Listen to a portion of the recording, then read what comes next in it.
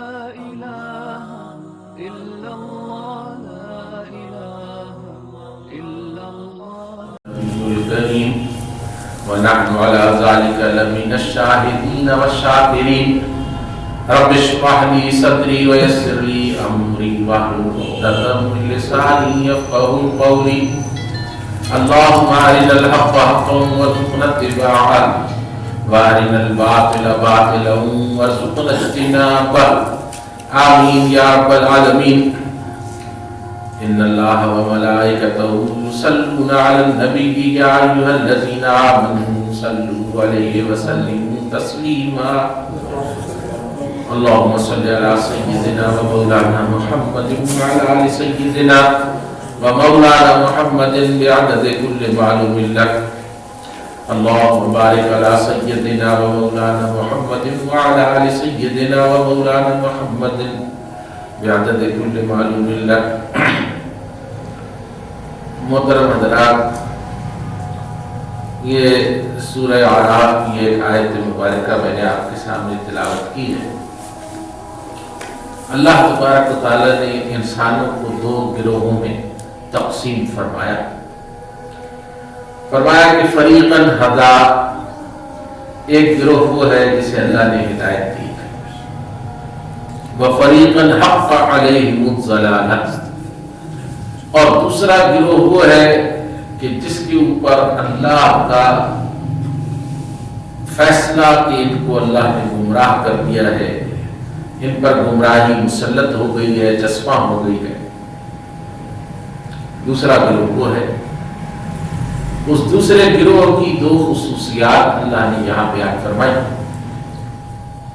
پہلی خصوصیت بیان فرمائی کہ انہم اتخذوا الشیاطین اولیاء من دون اللہ، انہوں نے شیاطین کو اپنا سرپرست بنا لیا اللہ کو چھوڑ کر۔ وَهُمْ يَحْسَبُونَ أَنَّهُمْ مُهْتَدُونَ، اور وہ مسلسل اس غلط فہمی پہ مبتلا ہے کہ وہ ہدایت پر پائے۔ یہ ایک بہت بڑا انسان کے ساتھ حادثہ ہے کہ وہ گمراہی پر بھی ہوتا ہے مگر اپنے آپ کو ہدایت پر سمجھتا ہے۔ ہدایت اور ضلالت کا، گمراہی کا فیصلہ اللہ رب العزت کے قرآن اور اللہ کے حبیب صلی اللہ علیہ وآلہ وسلم کی سیرت اور سنت کی روشنی میں سکتا ہے۔ یہ انسان کے پاس کوئی معیار ہونا چاہیے کہ جس معیار سے وہ یہ جان سکے کہ میں اب ہدایت پر ہوں یا میں خدا نخواستہ اس معاملے میں گمراہی پر ہوں۔ اگر معیار اس کے پاس نہیں ہوگا تو اس کے ہر وقت گمراہ ہو جانے کا امکان رہے گا، اس لیے کہ وہ تو ہر وقت اپنے آپ کو ہدایت پر ہی سمجھتا ہے۔ جب جنگ بدر کے لیے مشرکین نکلے مکہ سے لشکر تیار کر کے، تو ابو جہل نے خانہ کعبہ کا طواف کیا اور اس کے پردے کو پکڑ کر یہ دعا کی کہ اے اللہ، یہ ہماری اور محمد صلی اللہ علیہ وسلم کی جو کشمکش ہے، اس کے لیے آج کے دن کو تو فیصلہ کن، حق اور باطل کو واضح کرنے والا دن بنا دے، اور اگر ہم ہدایت پر نہیں ہیں تو پھر ہم پہ عذاب نازل کر دے۔ یعنی اس حد تک اس کو یقین تھا کہ وہ جو باپ دادا اس کے شرک کرتے چلے آئے تھے، باپ دادا کا وہ شرک اتنا برحق تھا کہ اپنے لیے عذاب کی دعا بھی اللہ سے مانگتے ہوئے سے خوف محسوس نہیں ہوا۔ تو انسان جو ہے وہ تو اپنے آپ کو ہدایت پر ہی سمجھتا ہے۔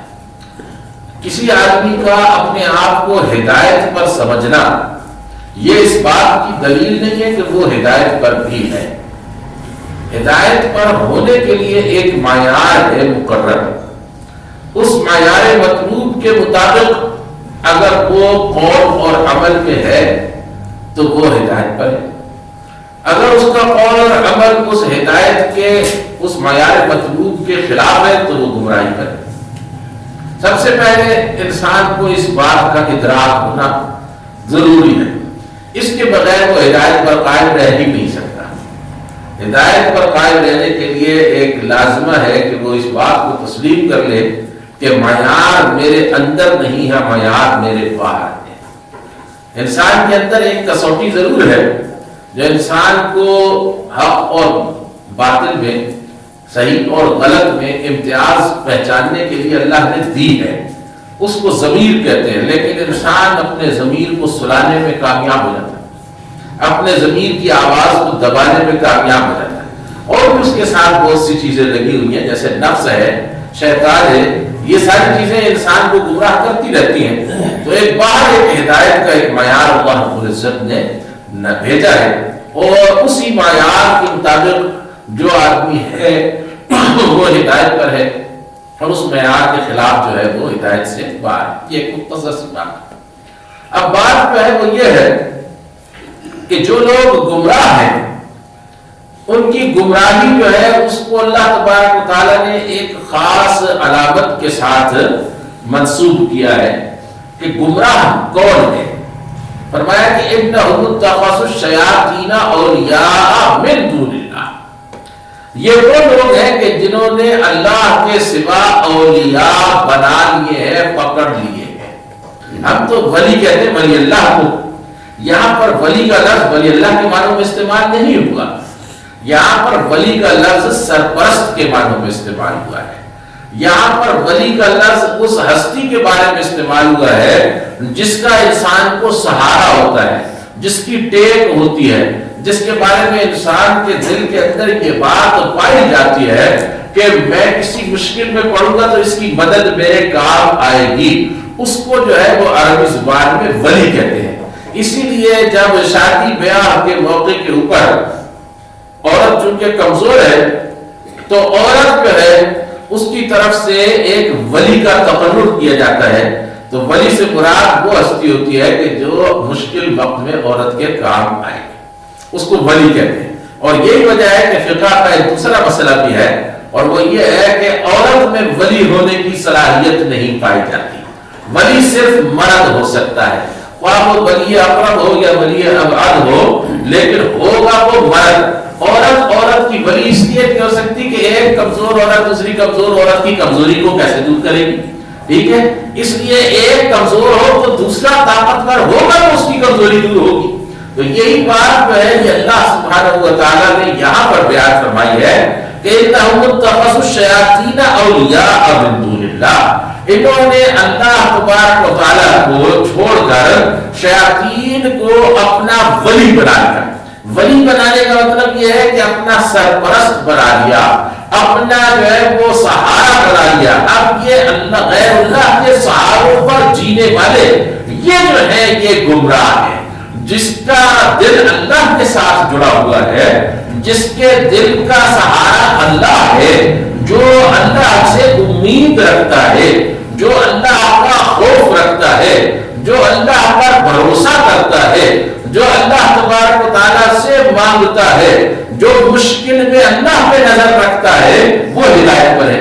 اور جو آدمی مشکل پڑتی ہے تو غیر اللہ کی طرف دیکھتا ہے، جب ڈرتا ہے تو غیر اللہ سے ڈرتا ہے، جب امید ہے تو غیر اللہ سے لگی ہوئی ہے، تو یہ آدمی جو ہے یہ کیا ہے؟ یہ گمراہ ہے۔ اس لیے اللہ نے فرمایا انہم اتخذوا الشیاطین اولیاء من دون اللہ۔ دو باتیں ہوں۔ اب اس کے بعد ایک تیسری بات جو ہے نا وہ ہمیں آگے تھوڑا سا پڑھ کے سمجھنا چاہیے کہ اللہ تبارک و تعالیٰ نے گمراہوں کا جو آقا اور گمراہوں کا جو ولی اور گمراہوں کا جو سہارا بیان کیا ہے، اس کا نام دیا شیاطین، شیطان۔ شیطان کون ہستی ہے؟ ہم شیطان سمجھتے ہیں فقط ابلیس کو۔ ابلیس جو ہے وہ شیاطین کا لیڈر ہے۔ ابلیس شیاطین جتنے بھی پائے جاتے ہیں ان شیطانوں کا ابلیس جو ہے وہ لیڈر ہے، لیکن ابلیس واحد شیطان نہیں ہے۔ اللہ تبارک و تعالیٰ نے سورہ انعام میں فرمایا کہ وَكَذَلِكَ جَعَلْنَا لِكُلِّ نَبِيٍّ عَدُوًّا شَيَاطِينَ الْإِنسِ وَالْجِنِّ يُوحِي بَعْضُهُمْ إِلَىٰ بَعْضٍ زُخْرُفَ الْقَوْلِ غُرُورًا۔ اور اسی طرح سے اللہ تبارک و تعالیٰ جیسے کہ پہلے بھی انبیاء علیہ الصلوۃ والسلام کے مقابلے پر لوگ کھڑے ہوئے تھے، اسی طرح سے اب بھی اللہ رب العزت نے نبی صلی اللہ علیہ وسلم کے مقابلے پر ان لوگوں کو کھڑے ہونے کی اجازت دی ہے عمل تخوین کے تحت، کہ جو شیاطین جن و انس ہیں، انسانوں سے بھی شیطان ہے، جیسے ابو جہل انسانوں میں سے شیطان تھا، ابو لہب انسانوں میں سے شیطان تھا، یہ امیہ ابن ابی خلف جو ہے انسانوں میں سے شیطان تھا، شیاطین الجن والانس یوحی بعضهم الی بعض زخرف القول غرورا، یہ ایک دوسرے کے اوپر جو ہے وہ اپنی بات وہی کرتے ہیں اور ملمس خاص باتیں ہوتی ہیں، ان کی باتوں کی بھی ایک حقیقت ہوتی ہے، اس کو بھی سمجھنا چاہیے۔ یہ جو لوگ ہیں جو کہ غیر اللہ کے اوپر نظر رکھتے ہیں، یہ غیر اللہ پر نظر صرف اس لیے نہیں رکھتے کہ جب بچے کی پیدائش کی ضرورت ہوگی تو دعا کریں گے، غیر اللہ سے مانگیں گے، وہ ہمیں بچہ دے دے گا، نہیں، یہ ایک تو مادی سہاروں کے محتاج لوگ ہوتے ہیں، ذہنی طور پر مفلوج ہوتے ہیں، لہذا یہ سب سے پہلے دنیا کے اندر طاقتور آدمی تلاش کرتے ہیں، یہ دنیا کے اندر جو ہے یہ طاقت تلاش کرتے ہیں، مال کی طاقت، عہدے کی طاقت، فوج کی طاقت، زور جبر زبردستی کی طاقت، یہ دیکھتے دنیا میں کس کے پاس طاقت ہے، اس طاقت کے سامنے سجدہ ریز ہو جاتے ہیں۔ وہ طاقت جو ہے وہ جب دیکھتی ہے کہ لوگ مجھ سے جو ہے مرعوب ہیں تو وہ آپ سے باہر ہو جاتا ہے، وہ انسان شیطان بن جاتا ہے، وہ طبقہ شیطان بن جاتا ہے، وہ قوم بھی شیطان بن جاتی ہے، پوری کی پوری قوم، جس کو یہ سمجھ میں آئے کہ دنیا جو ہے وہ میرے سہارے سے چلتی ہے، دنیا مجھے جو ہے وہ اپنا سرپرست سمجھتی ہے، میری مرضی کے خلاف فیصلہ نہیں کرتی، میری مرضی کے خلاف قدم نہیں اٹھاتی، تو وہ انسان بھی آپ سے باہر ہو جاتا ہے، وہ قوم بھی باہر ہو جاتی ہے، وہ طبقہ بھی باہر ہو جاتا ہے۔ یہ پہلے اس کو پوچھتے ہیں، بات سمجھ آ رہی کہ اللہ رب العزت نے جن کو شیاطین فرمایا ہے ان کو شیطان اس لیے نہیں فرمایا کہ وہ جو ہے ان کو لوگ پوج رہے ہیں، اور لوگوں نے تو نبیوں کو بھی پوجا ہے، ان کو خدا نے اس لیے شیطان نہیں فرمایا، بلکہ شیطان اس لیے فرمایا کہ جب لوگوں نے ان کو پوجا، وہ پوجا سے راضی ہو گئے، وہ خوش ہو گئے، اور وہ اپنی اس پوجا کے نتیجے میں آپ سے باہر ہو گئے، تب ان کو اللہ نے شیطان فرمایا۔ تو اس دور کے اندر جو ہمارا دور ہے، اس کے اندر بھی انسان دو ہی طرح کے پائے جاتے ہیں، ایک گروہ جو ہے انسانوں کا وہ ہے جس کو اللہ نے ہدایت دی ہے، اور دل اس کا جو ہے وہ ہدایت کی طرف مائل ہے، جب اس کے پاس کوئی مصیبت آ جاتی ہے وہ اس مصیبت میں اپنے اللہ سے رجوع کرتا ہے، جب اس کو کسی شے کی خواہش ہوتی ہے، طلب ہوتی ہے، تو وہ طلب اپنے رب کے سامنے، اللہ کے سامنے پیش کرتا ہے، اور جب وہ کسی بات سے، کسی شے کے نقصان سے خوف زدہ ہوتا ہے تو وہ پناہ اپنے اللہ کی پکڑتا ہے۔ یہ شخص جو ہے یہ ہدایت کے اوپر ہے، یہ گروہ ہے تو یہ ہدایت کے اوپر ہے، یہ جماعت ہے تو یہ ہدایت کے اوپر ہے، یہ قوم ہے تو یہ ہدایت کے اوپر ہے۔ لیکن جب کوئی آدمی جو ہے اس کے اوپر مصیبت آتی ہے تو وہ بین الاقوامی ایجنسیوں کے پاس دوڑتا ہے کہ مجھے مصیبت سے باہر نکالو، تو وہ اس کو پہلے سے بڑی مصیبت میں ڈال دیتے ہیں، وہاں سے تو نکالتے ہیں، نکالنے کے بعد اس کو پھر ایک بڑی مصیبت کے اندر مبتلا کر دیتے ہیں۔ تو یہ شخص بھی اور اس کی جماعت بھی اور اس کے پیچھے چلنے والے عوام بھی، یہ جو ہے انہوں نے کیا کیا ہے، انہوں نے گمراہی خریدی ہے، یہ گمراہ ہے۔ کیوں؟ اس لیے کہ انہوں نے غیر اللہ پہ نظر رکھ لی۔ جب غیر اللہ پہ آپ نظر رکھیں گے کہ اللہ رب العزت کے سوا کوئی آپ کو بچائے گا تو پھر آپ نے ہلاک ہی ہونا ہے، آپ کے نجات پانے کی کوئی صورت نہیں ہے۔ غیر اللہ سے نظر کو ہٹانا پڑے گا، نظر کو اللہ کے اوپر جمانا پڑے گا، اس کے بعد جو ہے وہ انسان کی نجات کا راستہ کھل جاتا ہے۔ لیکن اگر غیر اللہ کے اوپر نظر جو ہے وہ لگی رہے اور اللہ سے نظر ہٹی رہے تو انسان کو بھی ہدایت نہیں پا سکتا۔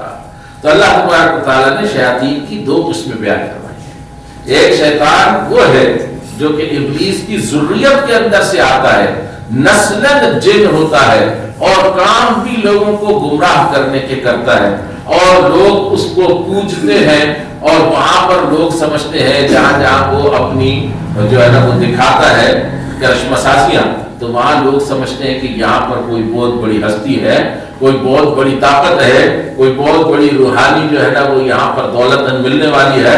یہ زمین یہاں سے کل رات کو میں نے ہلتے دیکھی تھی، کل میں نے یہاں پر روشنی دیکھی تھی، کل یہ ایسا ہوا تھا کہ یہ پورا درخت ہے نا اس کے اوپر جو ہے وہ آسمان سے وہ پتنگے اتر رہے تھے نور کے اور روشنی لگی ہوئی تھی۔ لوگ وہاں جانا شروع کرتے تھے، لوگ وہاں جا کر جو ہے نا وہ منتیں مرادیں ماننا شروع کرتے تھے۔ پھر اس کے بعد لوگ وہاں کے اوپر غیر اللہ کو پکارنا شروع کرتے تھے۔ وہاں پر پھر اس آدمی کا نام بھی دریافت کر لیتے ہیں کہ یہاں پر کون سی بزرگ ہستی تھی، اور ایک آدمی آ کر بتاتا ہے، خواب سناتا ہے کہ میں نے خواب میں دیکھا فلاں بزرگوں نے مجھے ہدایت کی ہے کہ یہاں پر میں دفن ہوں، یہاں پر جو ہے نا کسی قسم کی بے ادبی تم نے نہیں ہونے دینی، تمہاری ذمہ داری ہے۔ وہاں کے اوپر وہ دیوار لگا کے چولہا پھیر کے وہاں پر پھر اپنی کارروائی شروع کر دیتا ہے۔ وہ کماتا رہتا ہے، لوگ لٹاتے رہتے ہیں، وہ کماتا رہتا ہے، لوگ لٹاتے رہتے ہیں۔ یہ بھی جو ہے غیر اللہ سے نظر جم جانے کا وجہ ہے اور اللہ سے نظر ہٹ جانے کی وجہ ہے۔ اگر اللہ کے اوپر ایک آدمی کو جو ہے وہ بھروسہ ہو تو وہ ان جگہوں کے اوپر جا کے کیا دے گا؟ مجھے یہ سمجھ نہیں آتی کہ وہ غیر اللہ کو پکار کے کیا حاصل کرنا چاہتا ہے۔ غیر اللہ کو پکارنے سے اس کو کیا ملے گا؟ وہ اللہ سے نہیں پا سکتا، اس لیے وہ کہتا ہے غیر اللہ سے۔ وہ کہتا ہے اللہ دیتا نہیں ہے، اس لیے وہ غیر اللہ سے دوڑتا ہے لینے کے لیے۔ اگر اللہ رب العزت سے اس کو یقین ہو کہ ملتا ہے تو پھر وہ کبھی بھی کسی کے پاس نہیں جائے گا۔ تو انہو اتخذوا الشیاطین اولیاء من دون اللہ۔ ایک تو یہ روحانی دنیا کا معاملہ ہے، ایک مادی دنیا کا معاملہ ہے۔ ہماری قوم جو ہے وہ اس وقت اس صورتحال میں گرفتار ہے۔ روحانی طور پر بھی جب پکارتے ہیں تو بجائے اللہ کے بندوں کو پکارنا شروع کر دیتے ہیں۔ عرب جو تھے وہ فرشتوں کو پکارتے تھے اور نبیوں کو پکارتے تھے۔ ہماری قوم کی بڑی تعداد نبیوں کو پکارتی ہے اور ولیوں کو پکارتی ہے، یہ فرشتوں کو نہیں پکارتے۔ یہ بڑی ان کی مہربانی۔ ایک حصہ چھوڑ دیا شیخ کا۔ تو بات جو ہے وہ یہ ہے کہ مادی طور پہ جب ضرورت پیش آتی ہے تو پھر اللہ اور اللہ کے قانون کی طرف نہیں نظر کرتے، یہاں بھی کوئی حل ہوگا، وہاں پھر دوڑتے ہیں انگریزوں کے پاس، امریکیوں کے پاس، کنسورشیمز کے پاس۔ وہاں سے کہتے ہیں ہمارے مسئلے کا حل جو ہے وہ جلد نکل آئے گا۔ خدا کی طرف دیکھا تو پتہ نہیں ملے گا کہ نہیں ملے گا، اور ہی نہ ڈوب جائے۔ خدا پر بد اعتمادی اتنی زیادہ ہے، خدا کے اوپر اللہ کے اوپر اتنی بد اعتمادی ہے کہ آج تک 70 سال ہو گئے لا الہ الا اللہ محمد رسول اللہ کے نام پر ملک کو بنایا تھا، لیکن 70 سال میں ایک بھی شخص ایسا نہیں آیا کہ جس نے جان کی بازی کھیل کر اسلام نافذ کر دیا۔ حالانکہ مر تو سارے گئے۔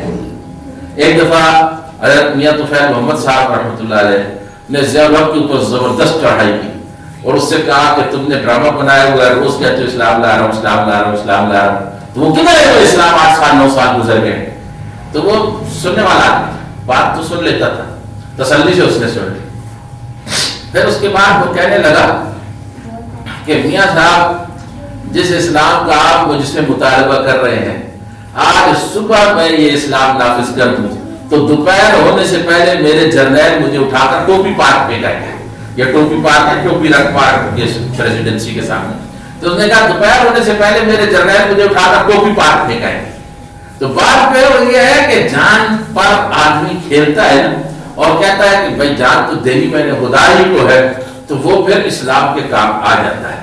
ورنہ وہ اسلام کی خواہش جتنی بھی رکھے، ہو سکتا ہے اس کے دل میں بہت خواہش مجھ سے زیادہ ہو، آپ سے زیادہ ہو، لیکن خواہش سے اسلام نہیں آتا، عزم سے اسلام آتا ہے۔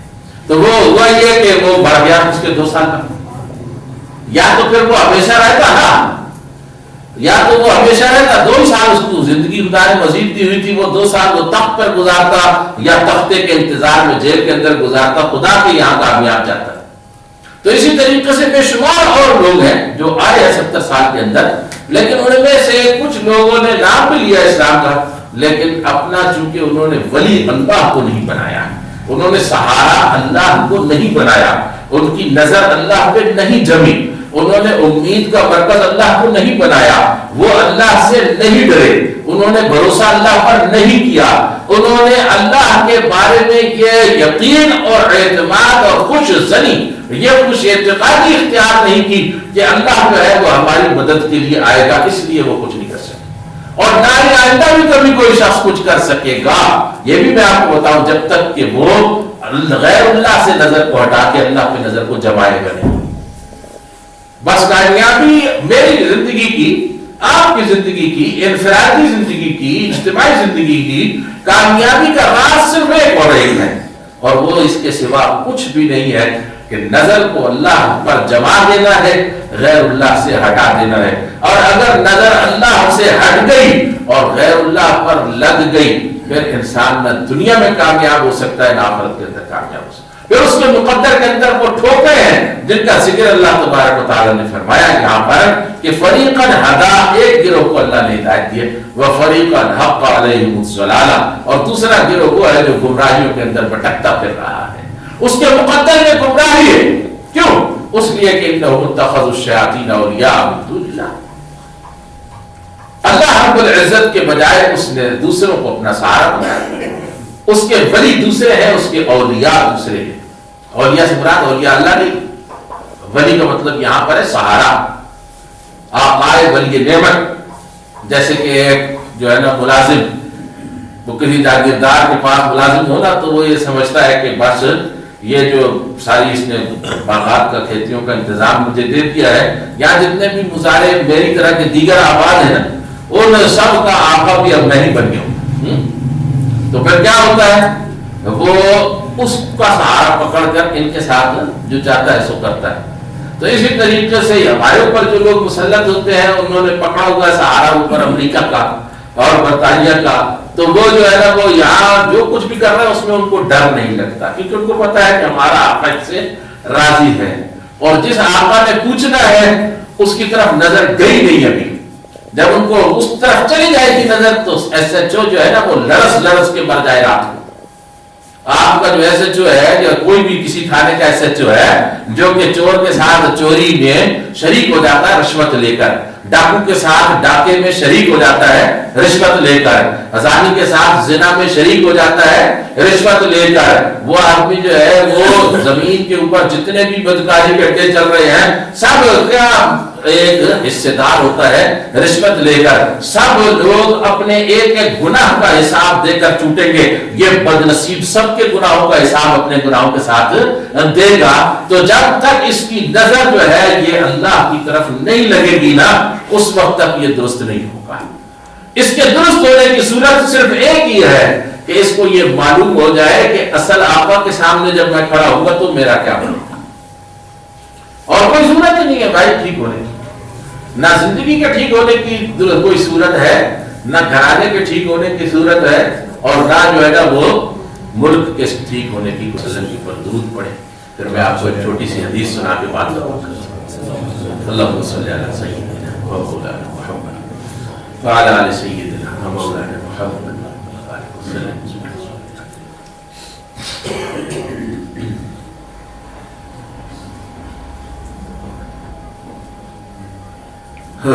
کیونکہ ربیع الاول کا مہینہ بھی ختم نہیں ہوا، سیرت کی بات چل رہی ہے، سنت کی بات چل رہی ہے۔ یہ نبی علیہ الصلوۃ والسلام کی اصل تعلیم ہے کہ اللہ کے اوپر انسان نظر رکھے، اور اللہ کے رسول صلی اللہ علیہ وآلہ وسلم کے اوپر نظر رکھے تعلیم کی نظر سے کہ آپ صلی اللہ علیہ وسلم نے کیا سکھایا ہے۔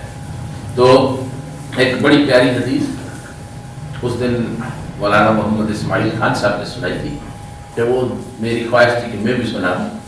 تو وہ حدیث جو ہے وہ اس کے اندر ایک خاص پیغام ہے، وہ میں آپ سے شیئر کرنا چاہتا ہوں۔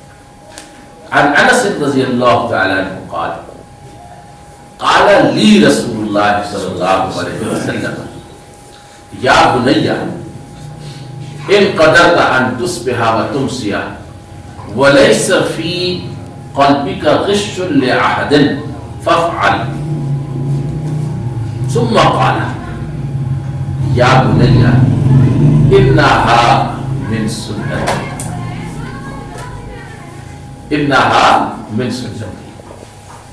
ومن احب سنتی احبنی ومن احبنی کان معی فی الجنہ۔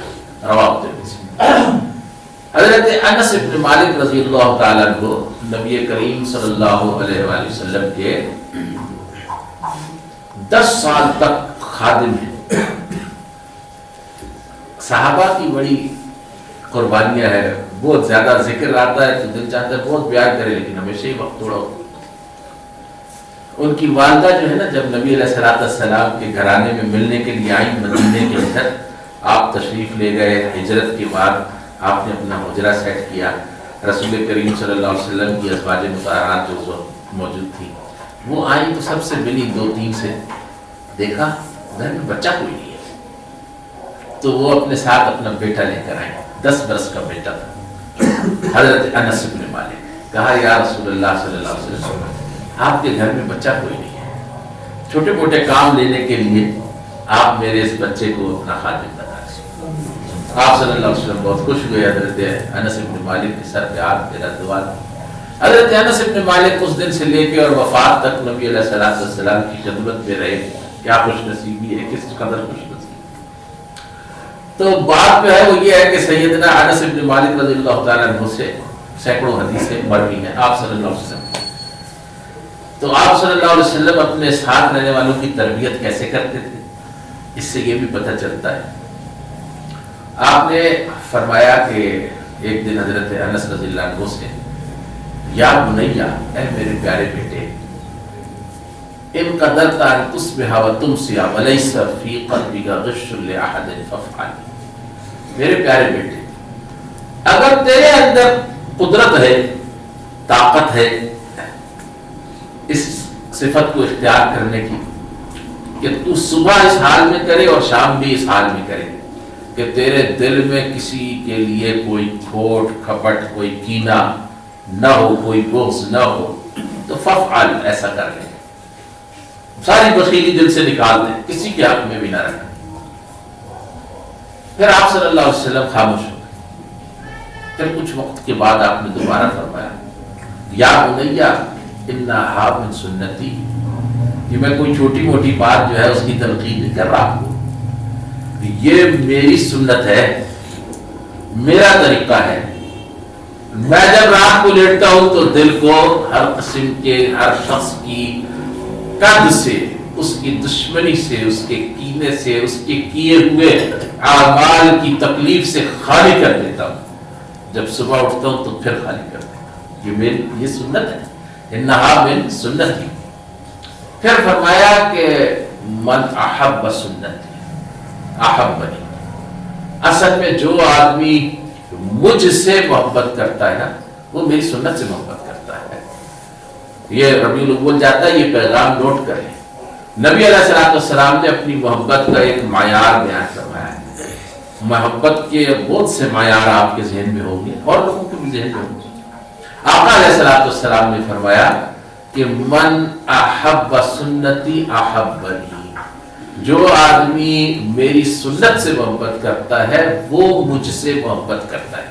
यानी आमतौर पे बात भी होती है कि जो मुझसे मोहब्बत करता है वो मेरी सुन्नत से भी मोहब्बत करता है, लेकिन आप सल्लल्लाहु अलैहि वसल्लम ने बात को यूं नहीं फरमाया। आपने फरमाया कि मन अहब्ब सुन्नती अहब्बनी, जो आदमी मेरी सुन्नत से मोहब्बत करता है वही मुझसे मोहब्बत करता है। वमन अहब्बनी कान मइया फिल जन्नह, और जो आदमी मुझसे मोहब्बत करता है वो क़यामत के दिन जन्नत में मेरे साथ होगा, वो मेरा जन्नत का साथी है। हज़रत अनस इब्न मालिक रज़ियल्लाहु ताला अन्हु तो दुनिया में भी आपके साथी थे, तो उनको आपने वो नुस्खा बताया कि क़यामत के दिन भी वो आपके साथ ही हो। तो बात जो है वो ये है कि यही बस आज के दिन का दर्स है और यही एक अर्ज है कि नज़र जो है उसको कोशिश करके गैरुल्लाह से हटा दें और अल्लाह पे जमा दें। ये अल्लाह के रसूल की तारीफ है। और कोशिश करके दिलों को, इंसानों की जितनी भी गलतियां हैं, ज्यादतियां, उसे छोड़कर दरगुजर करते हुए दिलों को पाक कर लें। सुबह को भी पाक कर ले, शाम को भी पाक कर ले। ये नबी अलैहिस्सलाम की सुन्नत है। अल्लाह तबारक व तआला मुझे और आपको इस पर अमल करने की तौफीक नसीब फरमाए। सब्सक्राइब करें, शेयर करें और बेल आइकन को दबाना ना भूलें।